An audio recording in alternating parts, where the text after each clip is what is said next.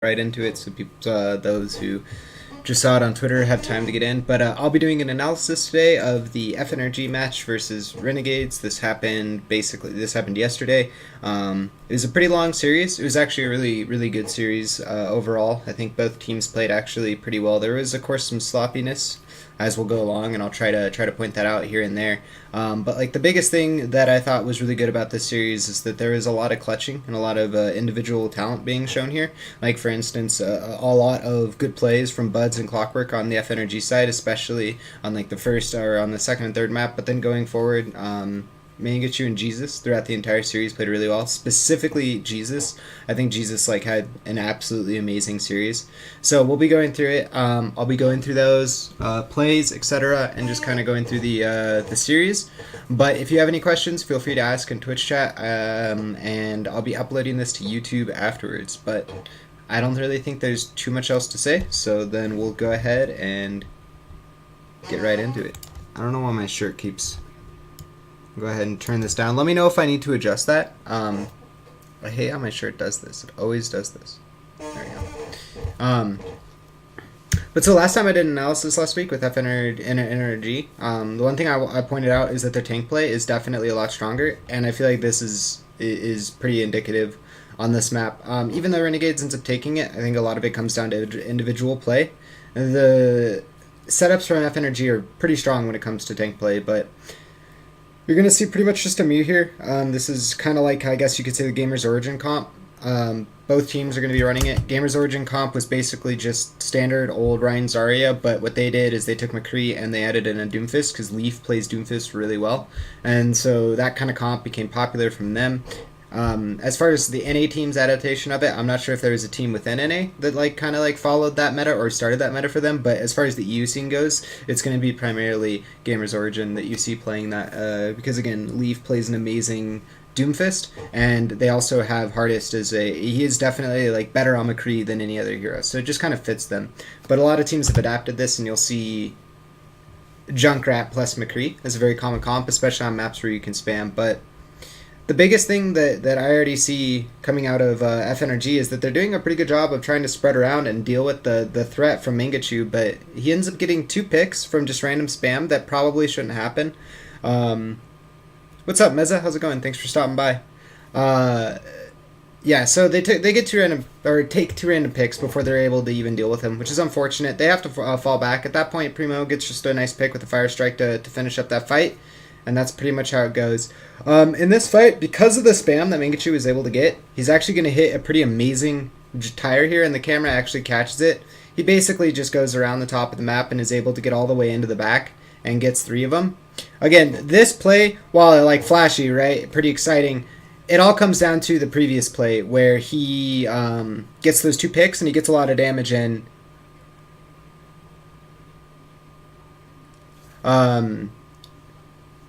Sorry about that, guys. I was reading a Twitch chat. But these 3 kills are directly attributed to the fact that he was able to get a lot of spam in. And the side of FNRG wasn't able to nearly shut down the side of Mangachu as much as Buds was shut down. And this is pretty standard again, close hold. I was pretty surprised when I first watched this through that Jesus ends up pulling the trigger that late. Because what ends up happening... Oops, sorry. I had this on the wrong thing. Is you'll notice right when he's coming in with a high noon, right here, he has 4 skulls. He's been charging it for 4 seconds. It's about, 200-300 damage each. He ends up getting 1 pick with it as they spread. But there's an argument to be made that right there at that 3-second window, he could have pulled the trigger and gotten 4 shots and done quite a bit of damage. So, not too big of a deal at all. The other thing that's actually really interesting here is I'm not sure if this was intentional by Muma, but if you watch... his shield right here, it gets really low. You can see that it's extremely cracked, but it's not quite to the sub 500 HP cracked. When it gets to that point, you can see the Rhine barrier gets very cracked. But the Earth Shatter is going down. He knows it, and you don't see any animations of a barrier shattering. And either A, he just dropped it, and it happens, but otherwise, there's a possibility that he maybe just dropped it on purpose so that they wipe faster to get a cleaner reset. And if that's the case, that's like really good thinking coming out of Primo Dulce, or sorry, not Mumo, but Primo Dulce. So, not sure if that was intentional, but again, his barrier did not look like it actually broke during that Earth Shatter because I didn't see the fragments of the barrier go anywhere. So it would indicate that he either purposely dropped the right click or he Same thing again, though. This is pretty common on this map, it seems like, for Mangachu. Specifically using those angles from either the server room or just white room, getting it into the main, and able to get 2 more picks. So, again, a lot of this comes down to me, for me, there's a lot of just clutch play coming right now to Mangachu. Jesus, of course, cleaning up the rest of this fight, but at this point, it's going to be almost impossible to win that fight. You're down Clockwork, and you're down Buds, so, like, what are you going to do? There's just not going to be enough damage. So, already, you can definitely see the proficiency from Renegades playing this comp, and specifically Mangachu, right? A lot of this comes down to Mangachu getting in a lot of damage, a lot of good spam angles, and these spam angles are going to contribute to a lot of the kills that they're getting. Primo hits a pretty huge Earth Shatter right here, and this point ends up getting cleaned up pretty quickly. So, but again, a lot of that comes down to Mangachu and his spam, and I don't know why my shirt keeps doing this, man. It bugs me, like I can feel it. Alright. So, I really like the play from Mangachu there. Overall, the Renegades play was really good. But, again, I'm not exactly sure what was going on with Primo Dulce there and his barrier and that Earth Shatter. Again, if it was intentional, I think that's actually a really intelligent play.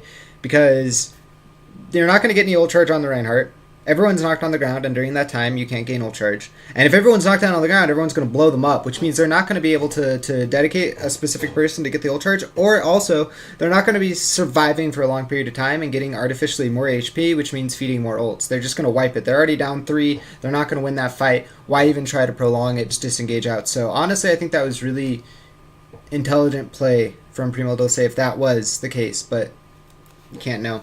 This rollout from Renegades, pretty stock standard when it comes to playing Fair Mercy, but I really like it. Specifically, when you look at the rollout from here, all of the team is going to get behind the point, and when they get behind the point, it means that Mangachu is insulated from all the threats that FNRG can throw at him, because they have to go through the team to get onto Mangachu. In addition to that, they also keep Jesus out towards main, to the far left as you see on your screen, and what he's going to be doing is scouting around and just gathering information, being like, hey guys, they're all main, one's pushing around right side towards the outside of point, and he's going to be able to convey that. And again, a lot of Koth, I talked about this in my previous VOD review, it comes down to information gathering on both sides, because it's a frag fest. It's not necessarily about your strategy or tactics as much, except on first fights. It really comes down to a lot of the time just understanding the positioning of the team and making plays and decisions, and you can't do that without information. So again, really good setup here from Renegades as they roll out, naturally insulating the Pharah, giving her a good spam angle down main, and then also putting the team in between her with the information. You see Jesus in the far back right now. He's going to make sure that there's no crazy flanks, and he's also going to be able to just consistently be flanking around and gathering said information. And they end up winning this fight pretty convincingly. I mean, naturally speaking, it's going to be hard to beat this kind of setup when you let it get like that. In all reality, the best bet that they probably had is to try to just shut down Jesus if they can, let the point go, and then maybe go for a 5v6. They could also just try to force tanks out, which is the option that you'll see later on in the series. Renegades goes for against FNRG on Numbani is that they're going to play not to deal with the Pharah and just to shut down the rest of the team around the Pharah. But no, FNRG isn't overly forcing it into the choke as well. They're kind of slow poking around, going to multiple sides. They're going to take a lot of damage if they go straight in. So they need to kind of like work their way in. Neutral peel is the technical term for it, where they're going to be dealing damage using abilities and gaining positions and potentially just going for picks off of that. Buds ends up getting a visor. And unfortunately, there's like 20 seconds here where it's like just really bugged. But FNRG ends up clutching this, if I recall correctly.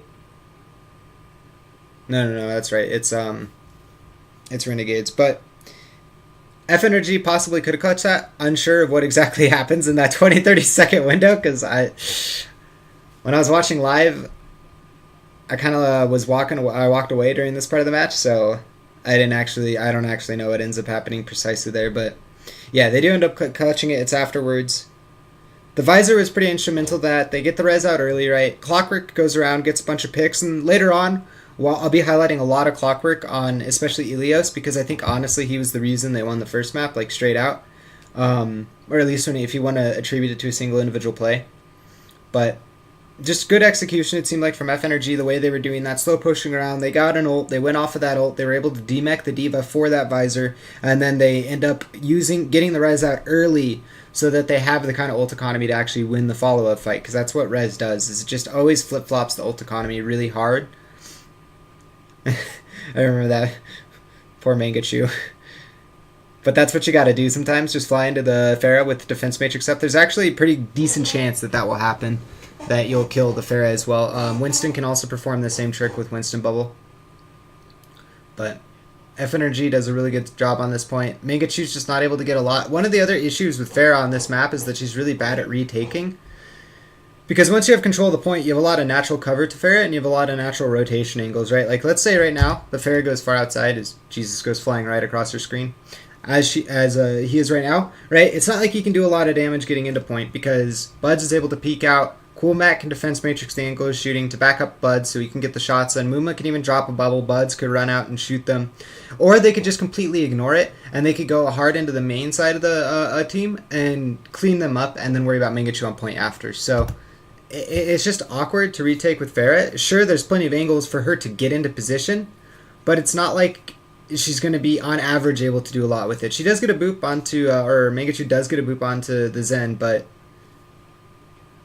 they don't end up winning this fight because they're just too far behind, if I recall correctly.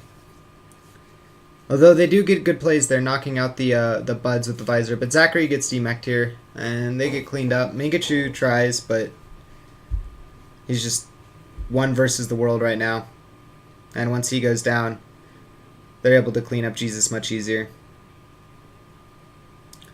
And then this comes down to the last map, so this is a really good series overall, but unfortunately at this point, I think the most important fight got blocked out because a lot of that fight determined the ult economy. And basically both teams had used most of their ults, so it's a question of which ults become inefficiently used. Because again, the team with red, like the team with the res, should always have natural ult advantage if they're playing it correctly. But if they're not playing it correctly, then it's actually really bad because they put themselves in this position where they're using way too many ults. Res can basically negate 2-3 ults by itself if it's used effectively. For instance, right, they engage with Beat Visor, you res out of that, and they're always going to use a third ult into the res. So if you play it correctly, you can always make huge plays like that. I wonder if that light's not too bright, is it, guys? Yeah, no, we're fine. So Pharah Mercy duel here. This ends up being a pretty good point.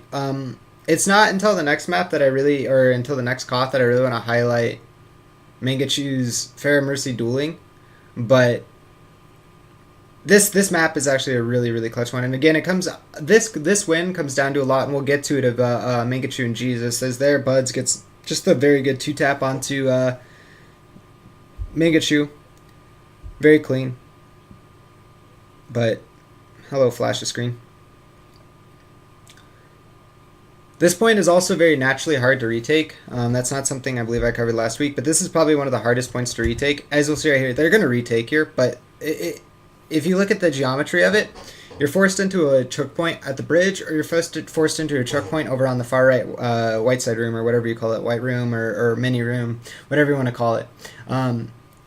And because you're caught into those chokes, and the nature of it being right now D.Va Winston, right, it's really easy to put Defense Matrix and Bubble in that choke. And sure, you can do that as the team that's attacking and basically make it a zero gain, but in that world, the side who's in control point is always going to win, right? Because they have point, their cooldowns are functionally gaining something, and if you're not doing anything when you're the retaking team with your cooldowns, then you're functionally doing nothing. So it's really hard to retake in this point, and it's actually really important that you win first fight, and it's actually, I don't know the exact stats on it, but it's pretty rare that you'll see the team that loses first fight to actually lose the map, which is why this point is very interesting to me. But Buds is playing really well, and Mangachu is just kind of ignoring him. That won't happen on Ilios, and there's actually some really good instances of how Mangachu outduels other Pharahs. And a lot of it comes down to his movement in air, but also he understands when to swap targets very quickly. He doesn't get overly fixated on the enemy Pharah, and what he'll also do is whenever the Mercy's in a bad position, he will get up in the Mercy's face and he'll quickly 2-tap her so that he can move on to the Pharah under zero risk of it having to take 3 rockets instead of just 2. So they initiate with the Diva Bomb, pretty standard there. Just to make sure that the offense can't really do much. I really like this kind of play. Whenever you're in control of the point, I think it's actually really good to space out your ults. And it's like, if you can use a Diva ult to gain 10-20% and you just use that ult and you functionally throw it in their spawn, it's fine. It's 10-20%. It reduces the number of fights that they have to retake. And even if it's 5 or 6 ults, it increases how much of an execution factor they have to be able to take that fight. Because if they don't, then they're going to lose the point because they use 5, 6 ults, right? Mangachu gets the first of the duel wins, and this is pretty much when they end up taking the point. No, it is not. Is it 99%? No, it is this fight. It is this fight, so... Yep, 3-man res from Sherlocky. They get the Diva Bomb, and then this just swings it hugely. And when you have to factor in that Bonnie went for the tempo res, it's really hard to win a fight. I don't really necessarily agree with the tempo res, but their idea was that they are going to res Pharah into beat, and then they're going to try to win the fight out of that. The benefit to that play is that if you look at Renegade's ult economy, it's really low right now. All they have is a Primal Rage. They're going to be coming up on a Barrage, and all FNRG has to do is win one fight. And they're going to be coming up on the Diva Bomb. They're going to be coming up on a Course Tracer Bomb, and they're going to be coming up on Primal Rage. So they have 3 really effective ults, or ults that are going to be coming up really close here to make effective use out of. But this is where one of the first actually really sick clutches happens, and I'm not sure how much of this is communication between Jesus and Mangachu, but this fight ends up going for a while. It ends up going actually pretty sketchily to start out with. The first few picks go over to FNRG side, and then what ends up happening is you're going to see Mangachu survive just long enough to get his barrage up. Jesus is going to end up dying, but he's going to come back from spawn and make a pretty huge play. Primo Dulce does have his Primal Rage, and this is probably the first key to this play. Being able to stall on this map is incredibly important because the distance from your spawn to the point is actually really short. And I'm going to go ahead and cover that here. Right, you come out from that far left door right there, there's Omega, there's the point. It's really easy for heroes with verticality to be able to get on the point quickly and contest at a spawn 3, 4, 5 seconds, whatever it may be, right? And because of that, Jesus is able to get in, and unfortunately we don't have the best camera angle, we don't have a replay client to see it, but Jesus is going to get a pulse bomb stick that ends up getting a double kill. And Mangachu flanks all the way around to the other side of the point while the fight's going on. Primo Dulce's Primal Rage has just run out, and he has to go in. Specifically, the 2 heroes he's going to get on and get the picks on are going to be the 2 supports. When this happens, and this pulse bomb follow-up happens, I gotta wait for the kill feed right there. He gets, sorry, it's not a double kill pulse bomb. He just pulse bombs Buds, and then he takes out Muma. You can't win this fight anymore. Bonnie's dead, res isn't available, and now they're in a situation where it's a 2v3, but Sherlocky's going to have res coming up, and he's going to end up having res for the following fight. And Bonnie, even worst case scenario, ends up using a tempo res in the next fight, and Sherlocky... Well, not a tempo res. I'm pretty sure they were just 2 split. But Sherlocky ends up getting another 3-man res. And because of the team's ability to play around Mercy, the value gotten from Renegades is much higher. And so they don't have to invest as much to actually win the fights when they're getting those reses, versus a world where you're only getting 1 or 2. And so because of this clutch, you look at the clock now, it's 80%, 99%. It's going to be really hard for Renegades to end up losing this, and really hard for FNRG to win this, because all they have is res, Diva Bomb, and beat. But the defending team has the exact same. And so everyone's going to die around Primo Dulce at this point. If I recall correctly, this is also where Mangachu gets a really good pick. Yep. They get the 3-man res right here off of the Diva Bomb. The Diva Bomb kills Cool Matt. They beat. But then they also res after the beat, right? So some awkward setups here. Whereas you notice with the beat res coming out of... Sorry, excuse me. Renegades is much cleaner. They get a lot more value. I want to make sure I'm not wrong on this, but that's how I have it in my notes. Yep, it's going to be res into beat right here. Right? Look at that. All the team hit by beat. All of the team gotten back alive. And the effective use of those ults is so much higher. Whereas right now, there's really not that many kills coming out from the side of FNRG during the beat. They end up tempo resing the Diva, but they're getting pressured back. They end up losing this fight probably because of that.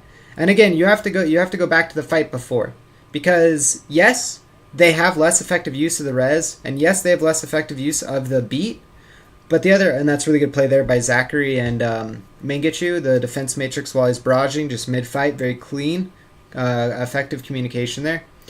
But the fight before, they're in a position where they have to rush to point. They kind of have to make something happen. And they have 20%. If they don't start winning the fight, they're not going to win it at all. And, well, you get a 3-man res plus a 5-man beat versus a 4-man beat that doesn't really translate into kills plus a 1-man res. So it was just not nearly as effective coming out of the side of FNRG as it was from Renegades. And again, I want to attribute that to Mangachu and Jesus from the play before. Primo Dulce's stall there, very effective, ends up living for a pretty extended period of time, considering the fact that, like, yeah, you say, oh, he's 1000 HP, he's Winston, he's jumping around, he's hard to shoot. Yeah, but it's also a professional match, and these players have strong aim and communication. He has 1000 HP, but he has no armor, so he should get melted relatively quickly. So it's good positioning and play from him, followed up by that double kill onto the supports with the pick from Jesus onto Buds and then onto Muma. You can't win that fight after that point. And so that events happening very close together. I'm not sure if that's communication between Mangachu and Jesus, because Jesus is coming off the spawn. But there definitely had to be some level of communication between Primo and Mangachu to set up that play. So really well done by them. And they take the first map because of it, honestly. I mean, of course, the first point as well. So, time to highlight Buds. This is actually really smart thinking. So, standard execute, again, here on Numbani. Very standard. You force the soldier, Zen, Anna, Lucio, whatever they're running up on that bridge, you force them off onto the low ground. This forces them into a funnel, take control of point, force the defense into a retake situation. Very clean. However, what ends up happening here is, unlike normal situations, Buds gets cut off here. Now, obviously, Buds was going in for a kill. You can tell by the way he's just gunning into Jesus. He gets point blank on him. His goal is to kill Jesus. But when that doesn't happen, and Sherlock gets those clutch heals on him, he realizes he can't do that anymore. So instead of sacrificing his life or getting too aggressive or trying to make something big happen, he plays slow and intelligently. If he peeks right here slow, and he does rocket damage, what does Renegades do? They can't turn around to chase him, because if they do, then FNRG is going to cap the point. And if they go to push the point, well, then Buds is going to be able to come up from behind. So last week I talked about double binds. This is just a small double bind set up by one player making an intelligent play off of something not working. Falls back into the enemy lines, gets an alternative angle, and says, hey, I can't kill them, they can't kill me, but they have to retake. So if I stay alive and I spam, I'm going to get a lot of ult charge and even some potential picks. And that's exactly what ends up happening. He gets up like 80-85% ult charge here, and I believe he actually gets a pick too on their retake. So I think that was just a really good job by Buds on his thinking there. Yep, there's the Sherlock pick that he ends up getting 80%, and then they end up capping this point. I'm sorry about the quality, guys. I'm 90% sure it's on 1080p. Yeah, it is. I don't know why the quality does this. I feel like there's something wrong with the YouTube recordings, so I apologize. I'm not exactly sure. But again, really good job by Buds there. That's just very intelligent heads-up play from him to understand the situation, to understand the execute completely, and to understand what kind of goals or conditions his team has to take that first point. And him staying alive and being in that position is a great condition for that win, and so they end up taking it.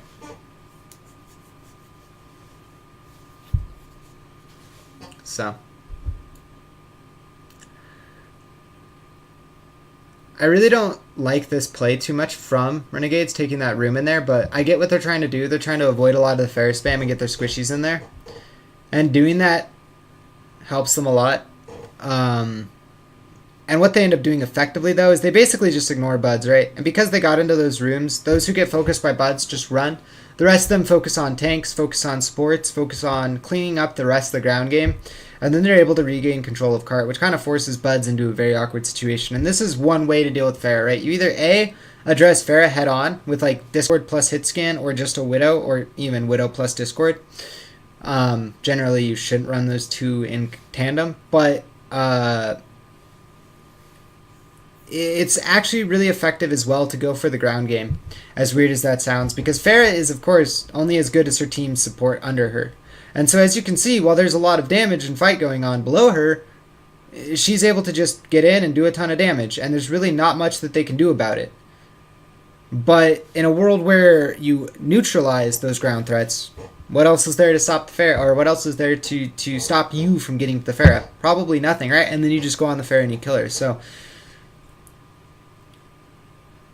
while that may feel a bit obvious, I definitely think it's imperative to think about that for, you know, anyone in a competitive game or anything like that. You know, if you're having troubles dealing with Pharah, shut down the ground game. If you can't shut down the Pharah herself, shut down the teammates around her. Play in corridors. You don't always want to, or not in corridors, but in buildings and places you can hide from her spam. And it keeps working out for them, right? Because here they are in a pretty good position of forcing them back. Buds isn't able to really do much, right? Because they just keep falling behind these angles where Buds can't really spam. The one fight where Buds did have a pretty huge impact, right, is that barrage where he went in, but he got rezzed afterwards because he got blown up by the Diva Bomb. And so it's kind of like net even as far as momentum goes. The only difference is that FNRG was able to get an extra, like, 30 meters on cart push, 20 meters on cart push. But they didn't cap, which is okay. As long as you, like, you got to think of the fights as sections, and as long as they give up that fight and trade for those ults, it's not as big of a deal considering that they can set up with the following ults coming up. Again, Jesus playing very well here. Gets a stick onto Buds that pretty much sets all the momentum back. Buds is also the one that they need to keep alive because he's also the lowest on ult charge, right? So if you can consistently shut down Buds right now, you keep him at 20% ult charge. He's never going to be able to get a visor out. And you can cycle the ults that you have right now, the Primal Rage, the Diva Bomb, Blade coming up, and you can just consistently shut down the offense. So I really like that identification coming out from Jesus to specifically pulse bomb him. And again, one ult, it's all they need. They work off the best of it, they support it, they get a bunch of picks, and pretty much this is going to be the end of this fight. So just really good defense coming out of Renegades here. They played a very excellent street phase on this map. And again, a lot of that comes down to, one, the way they dealt with the Pharah so far on the streets, and then two, you couple that up with the way that they're dealing with Buds and they're dealing with the ult economy. They never over ult, and that's a really big thing on the defense. Again, here, one ult beat, they're gonna double defensive here, which is a bit greedy because now they basically have to auto win this fight. And in a world where Buds gets a pick, yeah, this is where they end up capping. So I honestly think the mistake there, and I'm going to go back real quick to highlight that, because I should have took better notes right here. But in a world where you have these ults, I think the last thing you want to think about doing is popping double defensive into this the way they do it. If they're going to use Sound Barrier, there's two ways to use Sound Barrier right here. Either A, oh, that's not what I wanted. Either A, you can Sound Barrier like this and go full on aggression. You go full into the enemy team, get as much value out of that beat as possible. The other option is you beat aggressively while doing that, but you send in your Diva Bomb into where they are going to be hiding, which is probably the best play. The nice thing about doing that too is you usually get the beat, if it timed properly, onto the baby Diva, guaranteeing the resuit so they can't kill the baby Diva during the Diva Bomb, which is a pretty common tactic you'll see in pro games, is like, hey, Diva's, you know, shot a bomb, we can kill her real quick, hide. Now they don't have a Diva, waste a bomb. You beat, or Diva Bomb beat, you prevent that issue. You also maybe get the bomb into the Atria room right behind you, or over here to the Axiom room to your right, and you probably get 2-3 kills. You clean up this fight, and then they don't need the trance. But as it stands, they end up using the trance to follow up to try to clean up this fight, because they don't want to lose it. They've already invested the beat. They don't want to just lose the fight outright. Buds pops the visor, which is why they want to use that trance, so... yeah, I don't really like the scripting here from the ult from Renegades here. I feel like this was definitely a lot weaker of a script on ults. I don't feel like they thought this one through as much. But, because again, now you have both tank ults, right? And you have this really interesting misalignment right now. And the other team is going to have trance advantage, or not both tank ults, but one tank ult. And the other team has trance, and you would always prefer to have trance over Primal Rage. Like, Primal Rage is a solid ult, and it's really good at displacement, and when used correctly can make huge plays, but 300 HPS for 5 seconds is definitely a better ultimate 10 times out of 10. And especially in a world where that trance also keeps that support, who's your primary damage throughput, as well as your, technically your HPS throughput right now. So, Primo gets deleted there. Good Discord as well from Bonnie there to help delete Muma. It's really important you focus with the Discord on Zen. Like, it can never be overemphasized enough how much when you watch players who they're shooting, It needs to be the one that's discorded as much as possible. Pulse Bomb, not getting a lot. Really like that healing station as well, putting it on the tank. But good positioning as well there from Buds. Although he ends up dying and his team ends up losing, I do like that. He doesn't overcommit and try to go all in. He rather takes the targets. Like, this kind of neutral peel is really smart. There's a lot of teams that I've helped in the past, and there are a lot of teams that I watch where I feel like they get into this mentality when they make a play, they have to get full value out of the play immediately there. And Buds doesn't have to. When he has that visor, yeah, he could go in and try to like run through the diva and call his team to go in, or he could accept that one or two heroes are zoning him, peel them back, and let his team have a higher opportunity somewhere else to be able to get multiple kills. And that's kind of basically what the mentality was you see there, is he's just like, okay, well, if you're going to send diva and tracer shut me down, that's fine. I'll back off, and I'll let my team have that space now. He doesn't want to lose his mech. You'll see that pretty commonly here on specifically towards the end of defenses, is you want to make sure that you don't actually lose that mech. It's pretty important that you have the diva mech at all times. Mangachu's Dragon Blade ends up doing quite a bit here. Got that shaky mouse right now. That happens all the time on Genji. You have so much like 360-degree tracking to do when you're playing Genji. It's insane. But yeah, really solid at the end there from them. They peeled back Buds. Trance got a little value earlier. Beat got nothing, right? It's just great job from them. Zachary never really gets demeched except for that one time he uses the bomb, so. And now Bonnie's Trance, well, doesn't really help when your whole team's dead. So, excellent defense. But again, a lot of this comes down to the streets phase. Like, last point is a bit more of a gimme on defense in the sense of what kind of advantages you have as the defending team. One, you're always going to have a natural choke advantage because even if they go alternate paths, the alternate paths lead to the high ground area, which results in chokes. If they go through the main, it's a giant choke. Even once they get through that, it's a corridor into a bend, into a corridor, into corridors, right? It's nothing but chokes and corridors that the defense can abuse and manipulate, which is also why tank defenses are so common and effective there.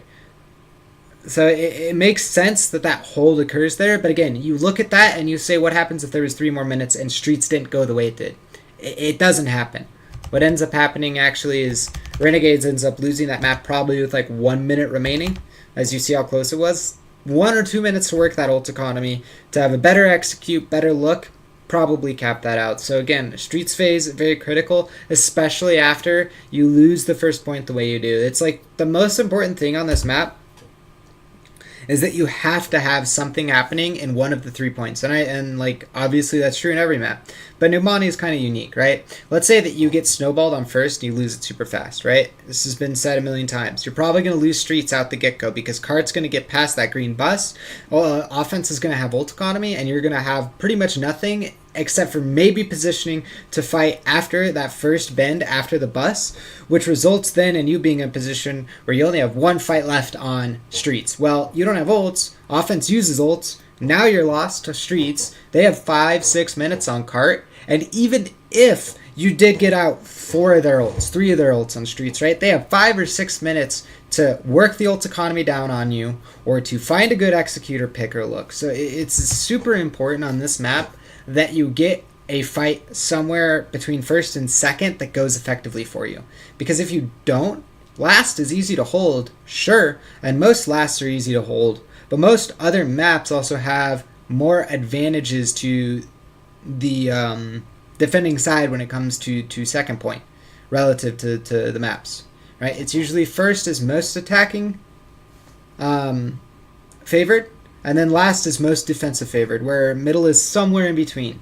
But on this map, it's actually really weird, where it snowballs out of that breakdown pretty quickly into a point where you could get a 6-minute offense pretty quickly if you just have a solid first fight. So I really don't like this rollout as well, coming from Renegades. Again, we talked about this whole idea of FNRG pushing everyone off the bridge and getting into a position where they force the retake through the choke. That doesn't happen here, and what Renegades ends up getting into a position of is they get, well, spread out along that high ground, tanks are able to contest the point. They never really get Bonnie out of a healing angle, and so Bonnie's able to consistently keep people topped off, and they're able to stabilize on this point. I really like, if they're going to be running a soldier and a style setup, that you push everyone off that bridge. You get control of that bridge, or you get control of that top left area. Because if you don't, you just put yourself in this, like, just very awkward situation that you don't want to be in. You're basically just going to get spread out. So, that aside, we'll actually talk about the gameplay going on in the game now. As I remember this was a very good stall coming out of FNRG, watching this live. So Muma, the reason that they nano him, you never want to nano a monkey when he has ult, but if you can nano a monkey to stall into ult, that's probably worth it, right? So think about 500 HP times 50%, it's another 500 HP as far as effective damage goes. So he has 1,000 HP, plus another 1,000 when he pops ult. You have 2,000 HP to stall. As long as Muma plays that correctly, his team can completely regroup for this fight, and that's exactly what they end up doing. Mangachu does try to get in the back. If I recall correctly, he actually gets picked here, yep. And again, all of this comes off of that play. So a lot of the times you'll hear commentators or analysts say, you should never nano a monkey when he has ult. And that's true. You should never nano a monkey to build ult when he has ult. That's true. But you should always nano for stall on a monkey when he has ult in that specific condition. Again, 500 HP with 50% damage reduction. You're looking at 1,000 effective HP, and that doesn't include the 100 in armor. And then plus the 1,000 HP he gets, plus the another 100 in armor when he resets upon pressing Q. So, again, something to think about there. But really good decision making coming out of FNRG there. I like it a lot. Pulse Bomb, D-Mech. Buds doesn't have Visor, unfortunately, but it's fine. They're still able to get a lot of value off of it. The thing about taking out the D.Va is that a lot of your damage becomes more effective. That's kind of like the annoying part of D.Va, and why a lot of the pros and a lot of the competitive community doesn't like this whole like barrier game that occurs in Overwatch, because you do a lot of damage in this game, but not all of it is effective because of defense matrix, because of barriers, and they're kind of starting to tone that down as far as the D.Va goes. I mean, again, the reduction to through 2 seconds of matrix is pretty effective towards that goal, but like, I don't know. It's a core game design to have the kind of barrier and damage absorption that exists, so it's probably fine. Pulse Bomb onto Buds, no Visor now, which is really big considering that they even you get most of the kills here, but no. Nope, they end up taking this again. Clockwork, another good player this series. He's really going to light on fire and be critical in the second portion of this analysis in Ilios, and I'm going to be spending a fair bit of time talking about it. Yeah, I mean, it was just amazing what he did on Ilios, but Renegades has such a hard time attacking here, and you can see why, right? Like, every single time they're attacking, you look at the position of the defense, and I wish I could get a better overhead right now, but it doesn't look like I'm going to get one. It's like the best overhead I'm going to get. But like, look at Buds right now. Look at all the space he's been getting. Right? He's just sitting over here by himself, basically. And the people who are in charge of pushing him out, right, are going to be the people that are actually... Oh, thank you, Lush92. Really appreciate the subscription. It's really cool of you, man. Thank you. Welcome to the... I don't know what to call the Raptor Club. I don't know. We'll think of something creative at some point. But yeah, the reason they end up winning that... completely different than what I'm getting at them on. But again, when you constantly push up main and you constantly leave control of that left side high ground to the offense or to the defense, then like you're always going to get reflanked on, and it makes it so hard to take that point. They lose all their time, and now they're coming into Streets phase. We'll take a quick pause, look at the ult economy, right? You see they have beat, you see they have D.Va Bomb, defensive side. They do have nano, but they don't really have anything to combo with it, which is a bit unfortunate. So it's like kind of awkward. They had to really or say the defense, sorry, as only nano, and they will use it on Muma. He's pretty close to ult, so he's going to go ahead and build ult really quickly.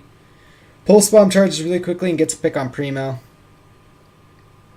But I like this so far from Renegades. I don't know if I like this Dragon Blade, but it seems like it should work out. Yeah, they go ahead and transform him. Jur stays alive, but Mangachu I don't know if he should have died there. Right? This is fine. This is perfectly fine right here. Oh, yeah, he dove the baby diva. And Primo was there literally at the last... Or not Primo. Cool Matt. Muma was there at the last second. Oh, my brain. I don't know.